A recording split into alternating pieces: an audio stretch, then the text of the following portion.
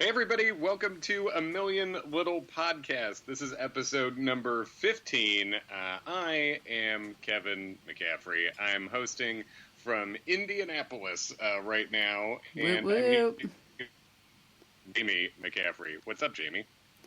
Not much. I think you cut out there for a second, but they get the point. It was just when you said I'm your wife. Great, Jesus Christ. This is, my thing just said poor audio, which I believe it's poor audio because I'm in, I believe, a Baymont Inn in Indianapolis. Who? Which otherwise, who? It's otherwise very nice. Dave Miller, because just of the technical difficulty of trying to connect three people in three different locations, Dave will be joining us again later with the top five situation. Dave countdown that he will send us. Otherwise, he's also working tonight as we record. It is Valentine's Day. So Happy Valentine's Day, everyone. Yeah, happy Valentine's, everyone. Happy Valentine's, Jaimie. Thank you. I love you. Aw, I love you too. Yeah. Dang. How about that? Getting after it. It's a real flashback Eddie and Katherine. Did you catch the title of this episode? I did. It's, and here comes my best Sean Connery impression, The Rock. It's The Rock? Yeah. Okay, cool. That's pretty good Connery. Thank you. Yeah, you're welcome. Can you smell what cancer's doing to some people? Yes. I don't know. I couldn't think of anything better. No, that's good. Ugh. That's good work. Ooh, can you smell what Regina's cooking? Can you smell what Regina's cooking? Tell you who can't smell it is the mysterious food blogger who never shows up. That storyline kind of went nowhere. Yeah, real waiting for Guffman situation. I cannot smell what Gina's cooking because I don't believe she's cooking anything because Gina is a very good actress, but she is a shit chef as far as I can tell. I'll tell you what, if I'm at a restaurant and a chef is going around table to table asking me how specific things are, is that chef ever cooking? I've never seen a restaurant where a chef went table to table like this. She was way too thirsty. Yeah, it's also like, I don't know. Really, my only reference is Hallmark movies, so this may not be the best source, but it seems like chefs a lot of time will be like, I'm the one that comes up with the menu, and I'm like the creative force behind the restaurant, and then all you... Right. Mofos actually cook it up for me, and I'll just like dip my finger in it and be like, no. Yeah. Or yes. More human. Yeah, I do like that. She's a fancy chef, but she also has when she knows the food person, the critic is possibly coming over, she goes, what am I going to make tonight? As if it's like you or me at home, me going, what am I going to make tonight? Yeah. Do you have a menu at your restaurant? How about one of those things? Or how about the people, they just order they get to choose what they order. Do you have a restaurant where you just serve one thing every night? I mean, I guess that could be a thing. Yeah. And do we have cumin in your professional restaurant? Probably. Jesus, I hope so. I think you're supposed to. No one in the show has ever worked at a restaurant. Anyway, that's clearly not the main storyline. Yeah, I feel like she's like, now I gotta be nice to people and cook good food tonight. Some of it's like, all right, whatever, Regina. And that's the end of that storyline. Yeah, basically. Nothing happens. I guess I got I think the main through line to this one, it checks out with The Rock with the title of the thing. The Rock is Gary. Oh yeah, right? Yeah. So it's Plymouth Rock. Yes, Rocky. Plymouth Rocky. Yep. Gary. And Gary, I know, fucking yes. It's, again, a big theme in this show, which is Gary's trying to get Maggie to the Rock, which means Plymouth Rock, which took me a minute, because I was like, yep, that prison. Wait, where are they? I was like, because they are in California. Like, right. For reals, for a shoot, they're in California. Because I don't know what friggin' month it's supposed to be, but at the end, Maggie and Gary are eating outside at, like, a food truck. And I'm like, bitches, if it's supposed to be February in Boston, it's like somebody... check a weather app, you guys. Clearly none of you have been to Boston or a restaurant, but you can Google these things and be like, weather, Boston, February. Oh, it's cold, turns out. Like, she has kind of a coat on. Also, this girl's going through cancer treatments. Like, none of this checks out. But yeah, and then the stuff keeps getting thwarted because Gary is helping everyone, which is what he does. And then I think this episode underlined that, at least, which is good. They consciously were pointing it out this time, I think, right? Yeah, that's true. I guess sometimes they don't. I mean, they had to have Katherine for a minute shit on Gary for no reason, where they're talking about who to leave Theo to, who to bequeath their son to if they both die. Mm-hmm. And Eddie suggests Gary, and Katherine says she's not going to leave her child to someone who split a pizza with his dog. It's like, why the fuck not, Katherine? I'll tell you what. That sounds fun.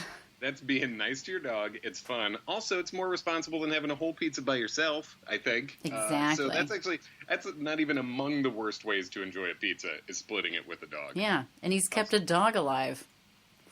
I mean, that's another theme, but so yes, Gary does finally at the end. Gary gets verbal confirmation that he is in fact a guy who takes care of people and a good person, and not just some straight up asshole like everybody keeps thinking he is. Right. Yeah. He and I thought it was nice that it was sort of I don't know, a coordination within the group of friends where everyone sort of realized that Gary is the guy. Like Gary is the guy among. And for a minute, we don't typically live tweet these things from our Twitter account. What is our Twitter account? That's a great question. You should tweet at us and we'll answer your questions. Our Twitter account is A Million Podcast, at A Million Podcast, and we are at A Million Little Podcast on Instagram. I don't know. Maybe Gary is Gary the only good friend on this show? And I think he's consistently. Not consistently. Maggie's also a good friend, even though she's been around a while now, even though she just showed up randomly at the very beginning. That's true. She is. She just needs more help than Gary needs. Yeah, for understandable reasons. And Rome is cool, and he's like a good husband and stuff. But he's not going out of his way to do friend stuff as much as everybody else. Right. He's not who you call when something's wrong. Gary's the first one. Yeah, and everyone else is totally fucking hopeless, basically. But Gary is holding it together. So it was nice to see them, I think, sort of give him this episode like that and highlight, Gary is the guy. Yeah, Gary is the guy. I think the other theme besides Gary being the guy is, aside from Gary, everyone is ruining everything. Yeah, everyone ruins something in this episode. Every storyline, someone is dumb and they ruin something. Huh? Oh, you got. Oh yeah. No, sorry. Maybe that was just. I forget. I'm always the guy running the board, so it's weird for me when the Skype is messing up. I'm like, oh no, you're cutting out. No. You must have been fine. I was cutting out. Yeah. So don't put this on me. No. Happy Valentine's Day. It's not your fault. Thank you. Yeah, but no, this we've unofficially named a wiener of the show every episode since the beginning. Yeah, what an upset. I know. Like Eddie has been the wiener something like I'm gonna say possibly 12 episodes in a row, something like that. There's only been 15 episodes. So this episode, you could have made a case for a few people. And that was another thing we were talking about on Twitter with some people. One, I guess we can throw this in with which storyline do you want to go to? Well, your pick for, or Twitter pick for Wiener the show was Rome's dad. We could do Rome. Start there. So, Rome's dad, who basically, Jay Farrow shows up as Rome's brother in this, and he's, the sort of the screw-up brother whose parents are super nice to him, like overly nice, I guess, and just like they're never worried. They are worried about him, I guess, but they act like he can sort of do no wrong. The mom gives him her asthma machine because he has dry skin His or something. humidifier. Ugh. Excuse me. Yeah, that was. Yeah, that's one where it's just like, it's supposed to illustrate how selfish he is. He's like, yeah, no, I borrowed her humidifier. And, Rome's just like, doesn't she need that for asthma? He's like, oh, no, it's fine. She wanted me to have it. And I was just like, that came up several times. And every time I was as mad as Rome was. I was like, he should be yelling. That is not okay. That's a bullshit move. It is a bullshit move. It's also a bullshit move by both parents too. Where it's like, what are you doing? What are you doing offering this? You idiot! Don't do that. And the dad can't see. Whatever. He's got beef with Rome for trying to take care of his own life, I guess. And also, meanwhile, Rome is the one who's putting up this brother while his dad is doing floors or something. Yeah, the brother's getting a divorce. He doesn't tell the dad, and he needs a place to stay. He makes up some thing about his t-shirt business. I don't know. He's one of those get rich quick guys. Jay Farrell, an entrepreneur. Do you think there's one person on Twitter who has entrepreneur in their Twitter bio sincerely who isn't a whopping piece of shit? Is there one? I mean, even if they're successful, they're probably also a whopping piece of shit. So I guess no. It's just one of those words that, it's not that it's necessarily a bad thing to be, but I, to my knowledge, have not met anyone who describes himself as an entrepreneur who I don't kind of think is a D-bag. Oh, maybe, well, maybe there is that I don't know. Because it's the go-to, can't prove I'm not, you don't need a degree. It's a thing where it's like, it's like friggin' if you're a wedding crasher, you'd be like, oh, I'm an entrepreneur, and you can just make up whatever the fuck that means at the moment. I'm in venture capital. Okay. Yeah. Yes, exactly. Sure. Mm-hmm. Yeah, entrepreneur. He's one of those guys. Yeah, right. So he's crashing on Rome's couch, and Rome tries to open up to him while they're playing video games, which is a great time to open up to people. Absolutely. It's a time that my friends and I have opened up to each other many times. We had a running FIFA game, myself and my friend Shane and my other friend John Daly, who I host another podcast with, Sex and the City. It's if you hear two married straight guys watch every episode of Sex and the City, we've never seen it before. And you do, trust me. You do. It's a pretty good podcast, Sex and the City. But yeah, we would. It's a nice night. We would have a couple drinks and we'd be playing FIFA. And it's I think for dudes especially, that's a good way to talk about stuff. It's with similar mechanics to just watching a sports game because you don't have to be looking directly at each other. Nope, there's something you have to be focused on aside from each other. Mm-hmm. So you can sort of talk about big things as if they're not as big a deal, but you can still talk. But you can still really get into them. So that is a good. It's a good setting for actual talk, as you say. Yep. Rome tries. He's basically about to say, like, while his brother is saying how great he has it, Rome's about to be like, yo, I tried to kill myself, and he ruins it. He ruins the opening up. Yeah. And then that doesn't happen. But then later they actually do open up on the couch and talk together. So it's a happy ending with the brothers, at least. Mm-hmm. It is. But not before they go to dinner with their dad. Their dad's a real wiener about stuff. The dad, basically the dad's saying, give us basically cheers to the, I forget what their last name is, but the blank men, whatever their last name is. Cheers to all of us. We're getting stuff done. When the brother is clearly not getting anything in the world done, really, which is fine, but the dad is giving all the support above and beyond, delusional levels of support to this one. And then, because Rome gets mildly upset about it for a minute, and then apologizes, by the way. After he's being loud, and he doesn't want to ruin the restaurant night for and that's good. His lady, which is good. That'd be a Rome ruining it thing. That would be a piece of shit thing to do. But he doesn't. Rome does apologize. He quiets down. And then his dad says that's why he's on those pills. And which is just incredibly it's incredibly shitty, it's cruel, but it's also, and I don't want it to be overlooked, how blatantly fucking stupid it is. You've just, what a dumb shit his father is. Because his dad also, then they have the talk back in the kitchen afterwards, and the dad saying, "Oh, I know I don't need to worry about you," playing it off like it's some old wise man shit. Oh, I know. Fuck out of here. When he started talking to Rome, I was like, I feel they're gonna play this off like his dad is like, don't worry, we'll have him explain why he acted like that. And I was like, there's almost nothing in this world he could say that's gonna make that okay, like, unless he like apologizes and is like, I'm an asshole, I don't know why I did that, which he doesn't. He says, yeah, we pile praise on your brother because he needs it. I know he's getting a divorce, blah, blah, blah. And it's like, that's one thing. And he's just like, I know I don't have to worry about you. And then I was very happy that they have Rome say, maybe you should. Sometimes you should. And it's like, yes. Because someone's responsible doesn't mean they're not having trouble. And that's, I feel like, was a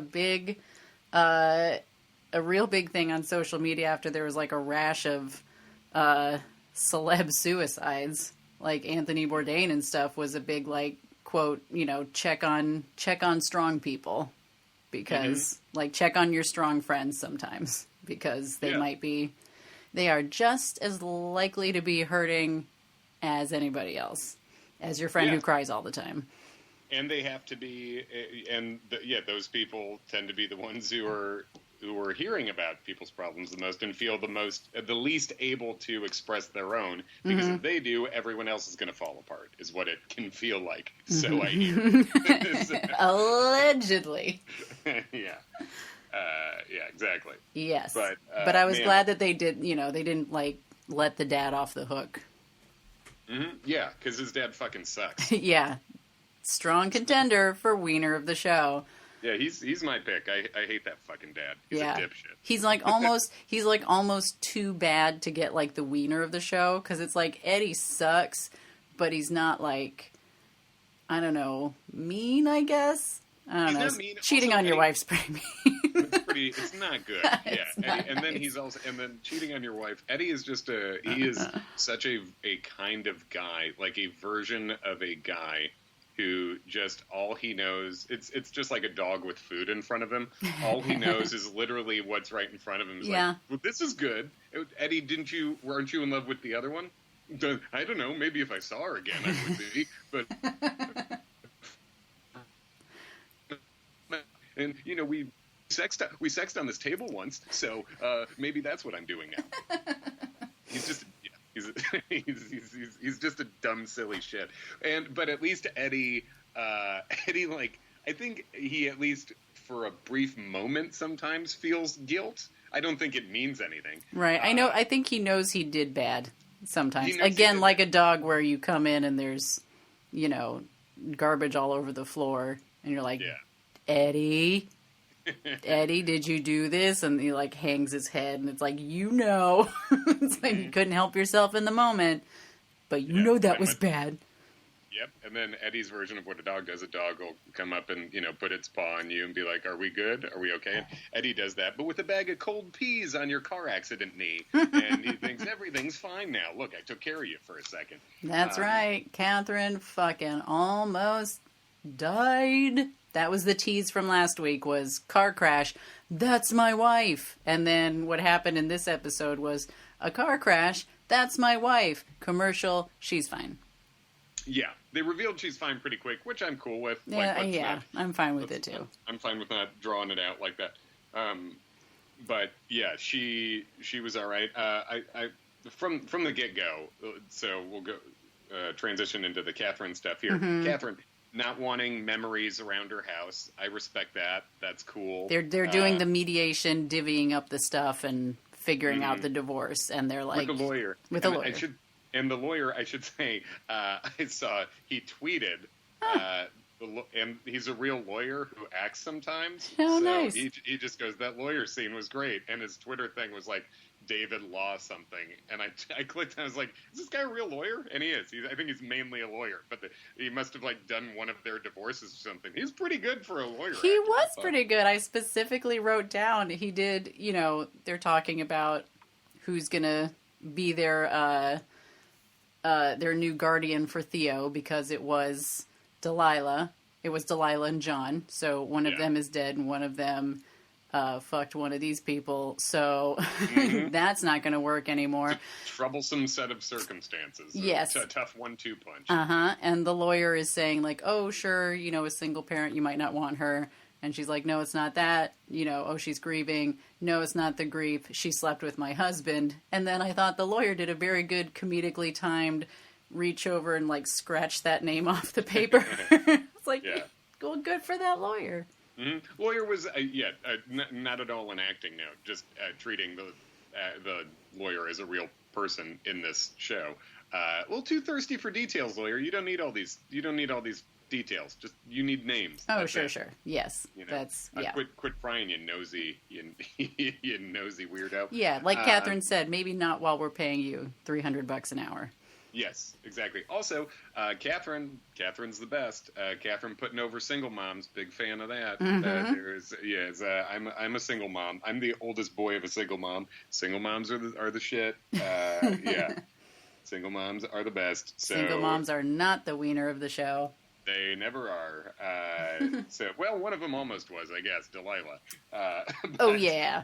Yeah, some single moms suck, but I thought Katherine was cool there. Putting single moms over, and I also thought it was fine for her to be like, yeah, well, he slept with her, so can we move on? That's fine. You don't got to keep secrets with your divorce lawyer. Yeah, no, we're breaking up. Clearly, this ain't going great. So there you go. Now we can move on. And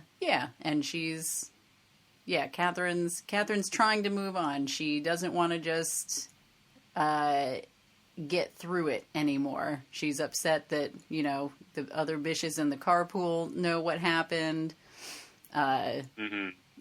She tells Eddie that you keep screwing up our lives. She says, this is just another thing that you ruined. And I was like, yep, ruining things. Wrong. In a Ruining Things episode, you knew Eddie was going to get in on a little bit of it. Got to. It's his time to shine. Got to. And then he does pitch Gary as the guardian, and then we get Katherine being pretty harsh about Gary eating pizza with his dog. But then she said later was just kind of a reaction because I feel like she was sort of like weirdly harsh for a second. It was sort of like an old episode where she and Gary hated each other for whatever reason. But then she bounced back, and they do ask Gary to be Theo's guardian, and Gary tries to deflect and say he wouldn't be good at it, and then Maggie says that if I'm alive a year from now, it's because of you, because you took care of me, and you wouldn't let me say no to getting treated, so I'm not going to let you say no. And then he's the guardian, and that's nice. Yeah, and that's nice where we get acknowledgement, where everybody, basically the three of them, are saying, like, you are a good, responsible person. We apparently all just figured that out. So, you can have our baby. It was nice that they made Gary, sit and take the compliment, take being acknowledged. Also, I wanted to say when the crash happened, I was rooting for Delilah to be driving the other car. I was like, that would be perfect. Dang. Just Eddie makes her mad, and then she leaves, and Delilah hits her car. It'd be great. And then Katherine just goes John Wick on everybody. Just That would be a twist. Mm-hmm. And then after that, after they make Gary the guardian, she also she talks to Eddie and says, at some point, the reason I didn't want it to be Gary, the reason she had a problem with it is just because Eddie said it. And right. She said, at some point I stopped giving you the benefit of the doubt. That's on me. At which point I'd like to say, no, it isn't. That's not why would you give this guy, you shouldn't. You mean the alcoholic cheater guy? Yeah, no, you should not. Why would you give that guy the benefit of the doubt? That's not on you. It can be on her that the relationship falling apart is not all on him, sure. But sure, and like, you know, and that Gary is a good choice, and it just took her a minute to be fine with it. Sure, but yes, the getting the benefit of the doubt back. That's Eddie's still working on that. Yeah, that's not there yet. And then we get to see them being cute in the past, and yeah, banging on the table. Throwback to non-corporate Katherine. That's right, Katherine in overalls, saying Anthony Hopkins is my jam.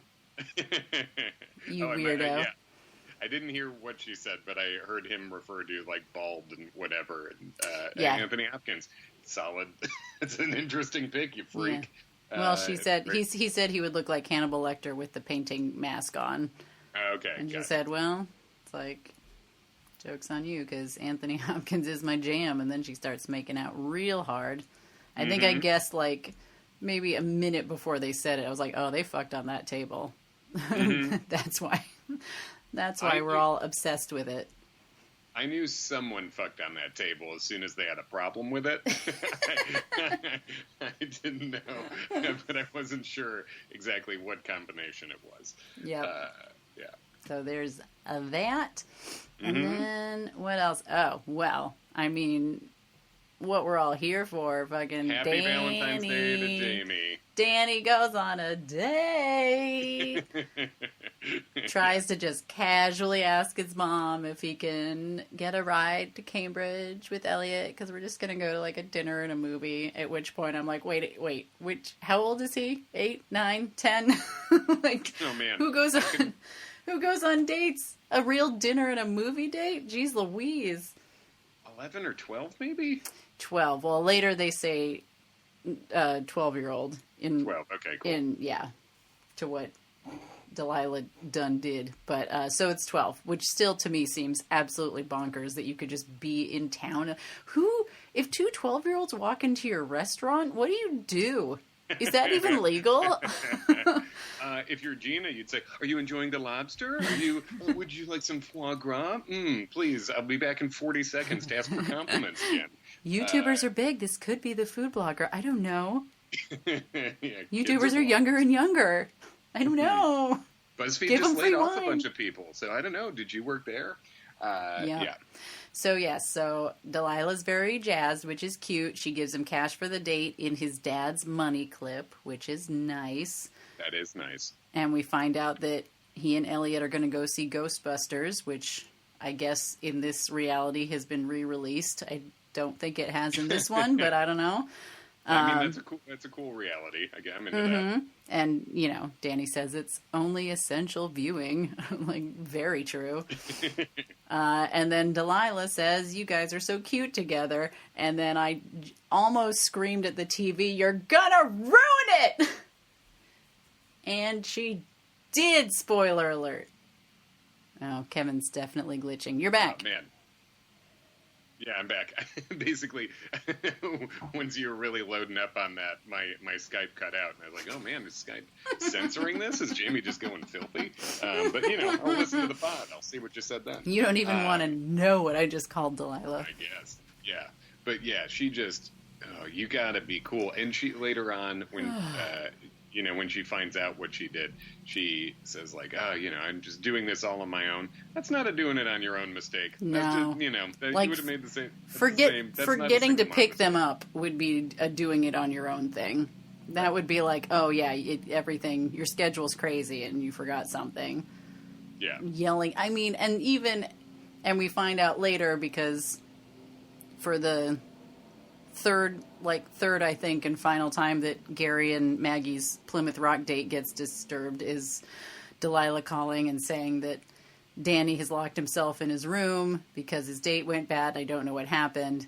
And Gary says, goes and talks to him. And by the way, he cuts the tension by having a conversation with a stuffed lion. He asks the lion what's wrong. The lion says, "I eat cheese, and I'm lactose intolerant." And then he makes some fart noises, and it did make me laugh. Good. It's a bit that works. Me and Danny pretty much did synchronize, "I don't want to laugh at this" smiles, and then laughed out loud. Like, I can't help it. Farts are funny. That is something that Jaimie will do when if we're watching something together and something very stupid. Basically, if it's fart related or fart adjacent, and it's making her laugh, but she doesn't actually want to be the person who's laughing at it. Sometimes I'll have my arm around her or something, and I'll just feel her quietly shake real quick. I'm like, oh boy, you're laughing. It's fine. It's fine to laugh. And now there's extra layers because I know that you know that I know, what I'm doing. I know that you know. Yeah. You know what you did. And sometimes that makes me laugh more than the actual fart. Mm-hmm. It's a whole thing. A fart lion's a fun thing. I get it. It sure is. But, so he comes down and he, tells Delilah why Elliot decided to have his mom pick him up before the movie. And he says, basically, you outed a 12-year-old, is what he says. Because, and then it went right to commercial. Yeah, yeah. Great commercial line. Yeah, and because Elliot is not as open with his family, and it freaked him out to have someone, point out that they're together, which, by the way, you don't say you guys are cute together for a boy-girl couple either when it's 12-year-olds. Like, that's not cool no matter what. It's not cool to do on a first date in any scenario. It's Danny's first real date ever. Yeah. And it's just like, you can't show up as the mom. You gotta show up, you gotta wave goodbye, and just pretend like after that you can't even see him. I don't even know where you guys are. As soon as you're out of the van, it's like, oh, these windows are so tinted. I don't even know what's happening. Is that Elliot? I don't even know. It's not like Danny talks about you all the time or anything. Yeah. Anyway, and then the window's just rolling up. Peace out. Yeah, just like, have fun on your date, your very first date. You guys are such a cute couple. I can't wait to go to your wedding. Bye. Like, Jesus Christ, Mom. You gotta chill out a little bit. Yeah, so yes, and Delilah does, she does at least freak out a little bit about it, and then Gary very nicely points out that she got her kids through the roughest time that they'll ever have in their lives, and she is a good mom, and it's like, she is, but that is still a real wiener move. It is, but she loses the tiebreaker on the wiener to Rome's dad because her mistake came from being dumb and nice, and Rome's dad came from being dumb and mean and guiltless. True.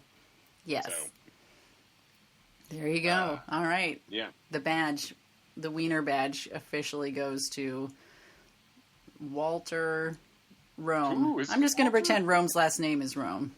Sure. Yeah, Rome. I think that's Rome. Cool. Mm-hmm. Yeah. Oh, and there was a line when I like to point out when something actually makes me laugh, whether it be a farting lion or something else. And in this case, I forget what it was exactly.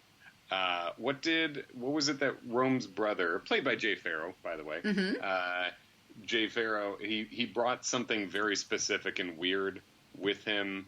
And he offered it, and then Rome said, and yet he forgot a toothbrush. And the way Rome delivered that made me laugh. Oh, yeah. That was good. Mm-hmm. Oh, he brings his own, tea. Oh, yes. He has his own teas and stuff. He's trying to, really play host at someone else's house to Maggie. And he said, and yet he forgot to bring a toothbrush. Yes. When they have to drop off an air mattress, one of their many stop-offs. Well delivered. Also, anyone who stays at someone else's place and has problems with it or is confidently talking shit to the other person while they're staying at their place, get fucked, buddy. That is a shit person move. And not in the fun Valentine's way. Yeah, no, exactly. Get fucked in the not cool way. That's true. I shouldn't say get fucked because that's a nice thing to do. But don't get fucked, buddy. that's what I'm saying. Yeah, nice going. Yeah. And then we have Maggie and Gary, who in the beginning they're hanging out with at the cancer place with Linda, who's been there since Gary was there.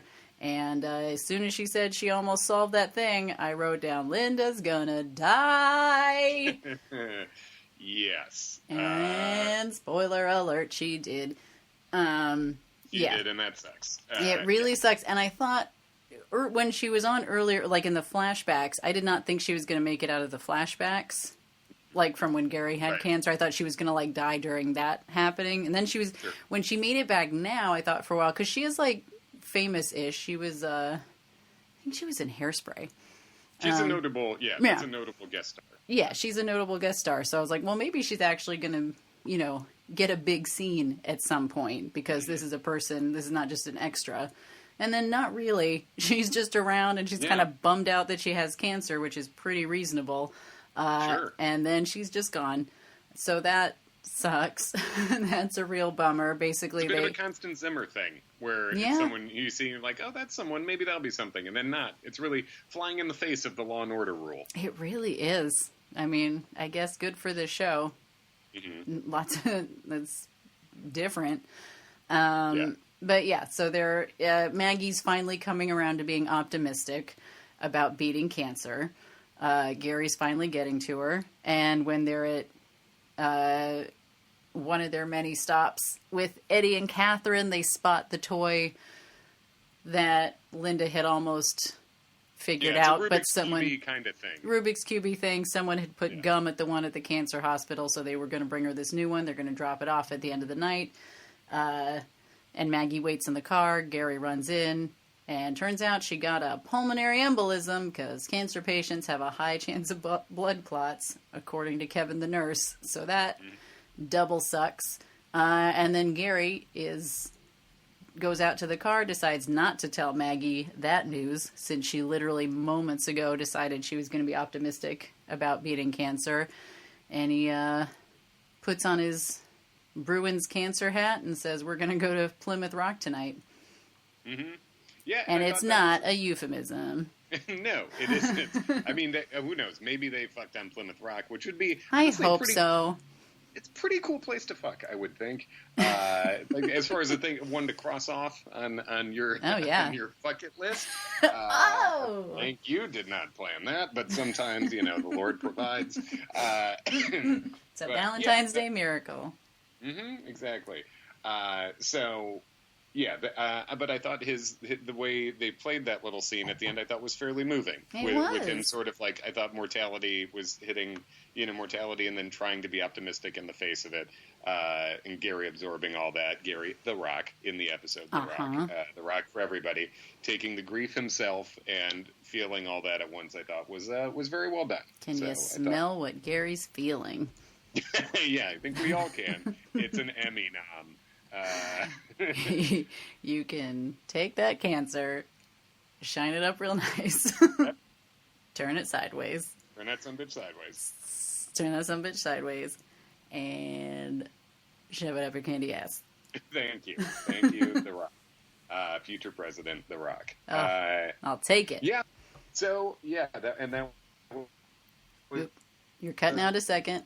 You'll be back in a moment, I bet. And you're back. You were cutting out. Then at the very end, we get a brief appearance by Barbara Morgan peeking in. I don't even really want to get into that right now. Basically, it's just, of course, the mystery. One thing I liked about this episode, no money talk, no real estate, no mystery. No mystery. It was just people living their lives this episode, which I thought was kind of a nice departure. It was a nice break, And because of how optimistic Maggie was, I think the biggest twist of all this would be if Maggie's fine on this next episode. It was like early on, I circled when they said 80. You have an 80% chance at this point. I'm like, don't tell me the chances. I think that's a famous line from something. Never tell me the odds or something. But Star Wars, I think. Oh yeah, I like that movie. Yeah. Oh hey. Yeah, pretty sure that's a Han Solo jam. Yeah, I think Don't at me, nerds. No, do at me, nerds. Let's fight. You are correct. But how do we like that? The girl's telling the boy what Star Wars is on this episode. Can you even believe how woke we are? Yeah. This is about the peak of wokeness, I think. Mm-hmm. And then the two other mini notes I had, which are not. I think we've covered storyline, everything. this is related to commercials during the show when I'm watching this live, which isn't always, but usually at this point. We're not going to watch Whiskey Cavalier, but I feel like I'm being forced to. Basically. I know. I do sometimes get mad about like the other shows commercials that I have to watch, and it's like I've basically seen this show now, and I don't want to know this much about Whiskey Cavalier. I know. I don't want to have a general working knowledge of the plot. Yeah. And Broken Into Better Shape was the one song I Shazammed by Good Old War, Broken Into Better Shape. And this was written by Jordan Hawley and Tucker Cawley, and both spelled. And my first thought was, are they related? No, that's not how. Those are different names. Hawley and Cawley. And they co-wrote this. I thought that was super weird. So. It is super weird. I'm going to say they are related. Mm-hmm. Yeah, I think, yeah. Okay, I'm on board. I'm back on board. Mm-hmm. Which, speaking of the last thing, when Dre DiMatteo's in the car, she's spying on Delilah for whatever reason. She gets a call, and the call is from Mitch Nelson, Mitch Nelson is the guy in the last episode who we didn't see, who was standing in the house with her when she closed the door on Gary, and who she was like, don't worry about it. The guy who definitely is John's twin brother. Okay, that's great. that's me being Dave Miller. Saying, okay, that's great. That's great. Yes, and he says, you need to leave it alone. You're only going to make it worse. She says, I know, but she's pregnant. So that's our little mystery at the end. Just a little cherry mystery on top. And I would like to say we had, if you would like to write us a theory or your own thoughts, we are a million little podcast at gmail.com. And we did get a conspiracy theory email last week from Jim Nelson, who said... related much to Mitch? Is he... It's triplets! Jim Nelson is Mitch Nelson. He wrote that, okay, my theory is not that Mrs. Nelson is really Barbara Morgan. I think it's his ex-wife, and she remarried. I think John's last name used to be Morgan. I think he used to have a whole different life. I think he was sent to witness protection and lived his life as John Dixon. And that tape was to apologize to his ex-wife for leaving. That's why there is no record of a Barbara Morgan. I think she got remarried, moved to Boston with his kids, and John knew this and was taking care of her and felt bad, but that's why he had to leave. I know it's a stretch, but that's my theory anyway. Thanks for listening. Holy crap, that was a lot, but yeah. I buy all of it. Great stuff. I thought it was great stuff. I said it was Jaimie level conspiracy theory. Thank you very much, Jim Nelson. Thank you. Yeah. Oh, it's so good. Yeah, I'm down with all of that. Now, witness protection makes so much sense. Witness protection does make sense. It's like witness protection, twins. Which of these hit sort of things? It will be interesting to see, and we likely won't find out till season 2, I would bet. But let us now take a break to have our buddy Dave Miller jump in here, and I think the next 2 weeks we'll be able to do it all three together live. Certainly for the finale. Oh yeah. And I think for the penultimate episode next week we will. So this will be the last one where Dave has to join us like this.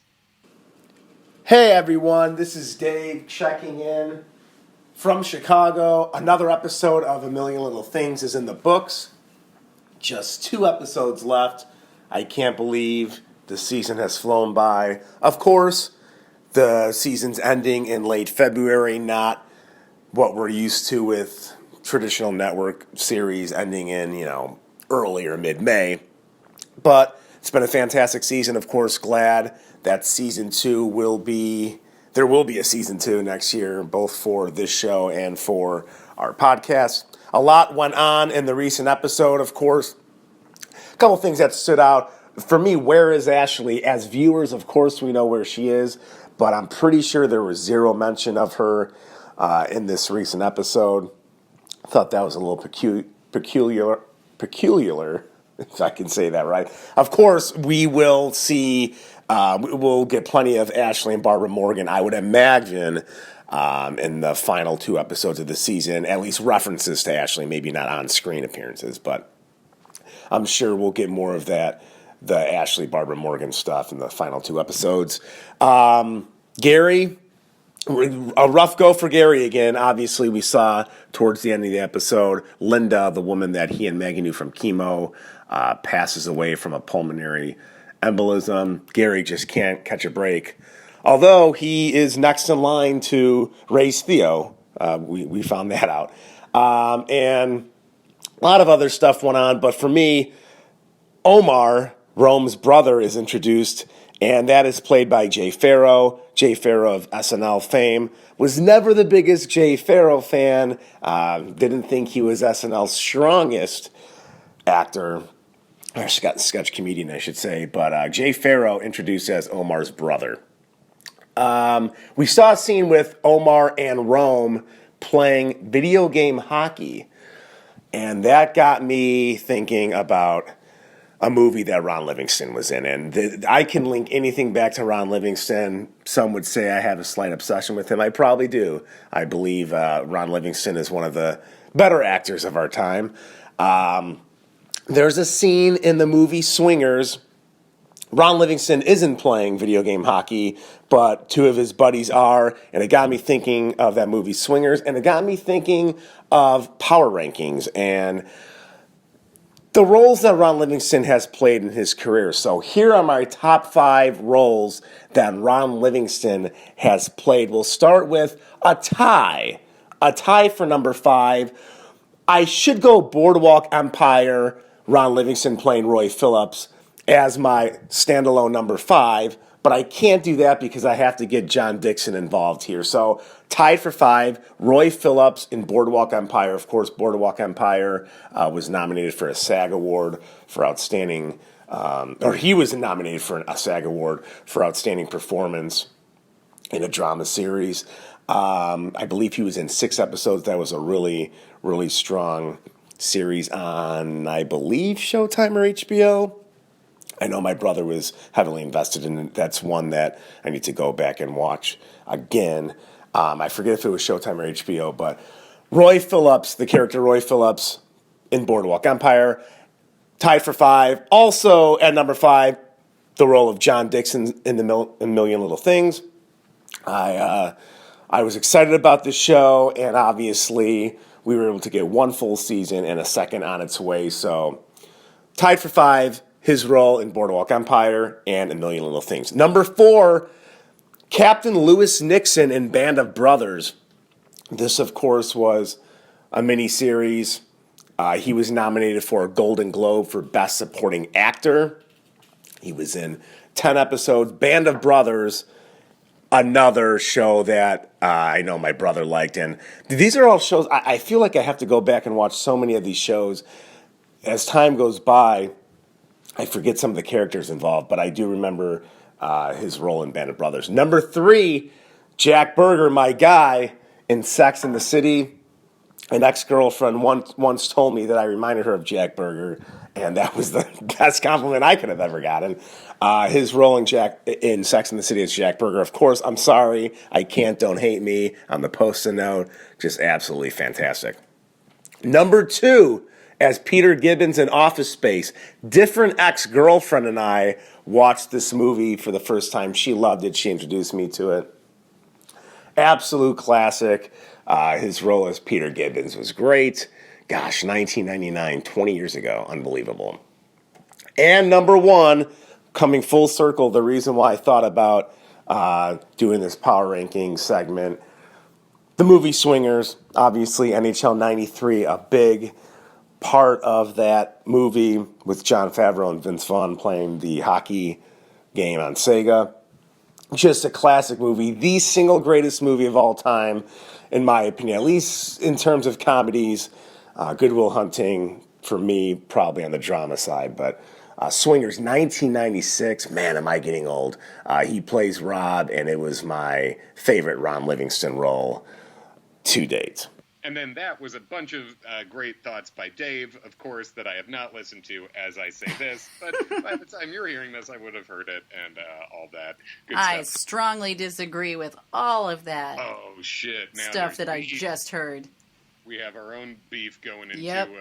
going into our final 2 episodes. We're going to have a podcast cliffhanger at the end of this. Once again, we are at A Million Podcast on Twitter, at A Million Little Podcast on Instagram, and email us at amillionlittlepodcast@gmail.com. I will be back in New York for the next 2, so at least I won't be on Skype. Dave will be on Skype, but Jaimie and I will be in the same place. Jaimie, anything else as we leave? No, I feel like this was a good one. I like this episode. And a million little... God damn, you lion. You got me. Happy Valentine's. Happy Valentine's.